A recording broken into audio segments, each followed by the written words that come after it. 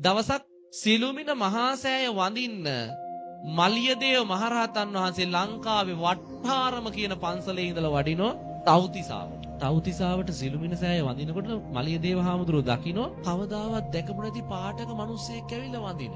සිළුමිණ සෑය දෙවි කෙනෙක්. ඒ දේවතාවගේ ශරීරේ පාට රතු පාටයි. දේවතාව ඔබ මේ තව්තිසාවේ දෙවි කෙනෙක් නොවේද? නැත ස්වාමීනි. මා තුසිතයේ සිට සිළුමිණ සෑය වන්දනා කරන්න පැමිණියෙමි. අනේ දේවතාව ඔබ තුසිතේ ඉපදෙන්න කලින් කොහෙද ඉපදිලා හිටියේ? ස්වාමීනි මම ඉපදිලා හිටියේ ලංකාවේ. දේවතාව ඔබ ලංකාවේ කොහෙද ඉපදිලා හිටියේ? ස්වාමීනි මම ඉපදිලා හිටියේ තිසා වැවේ වැව් ඉස්මත්තේ. තිසා වැවේ වැව් ඉස්මත්තේ කොයි හරියද? වැලිතාවුල්ලේ. ඒ මහනවනේ.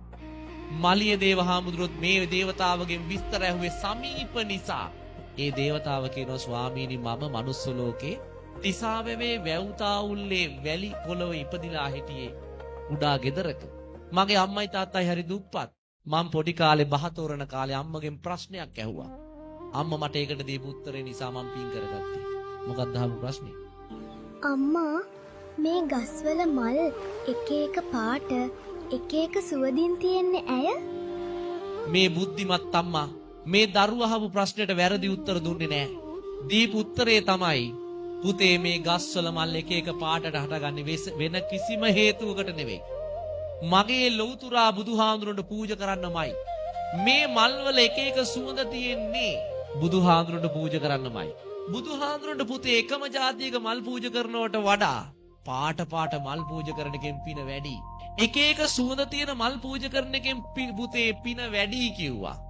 අම්මා දීපු උත්තරේ කොහමද? අර පුතා එදා ඉඳන් මලක් දැක්ක ගමන් කඩාගෙන දුවගෙන ගෙදර අරන් එනවා. අම්මේ අපි මේක පූජා කරමු. දවසක් මේ පොඩි දරුවා අවුරුදු 7 දී තිසාවැවේ වැව්තාවුල්ලේ සෙල්ලම් කරමින් ඉන්නකොට දකින්නෝ දුර රත්මල් පඳුරක්. මේ දරුවා ගිහිල්ලා අර රත්මල් පඳුරේ රත්මල් ටික කඩාගෙන ඇවිල්ලා තමන්ගේ යාළුවන්ට කියනවා අපි මේ මල් ටික පූජා කරමු.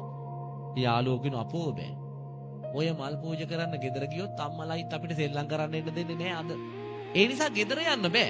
අපි මෙතන පූජා කරන ක්‍රමයක් තියෙනවා පූජා කරමු. මේ පොඩි එක්කෙනා කියනවා මෙතන පූජා කරන්නත් පුළුවන්.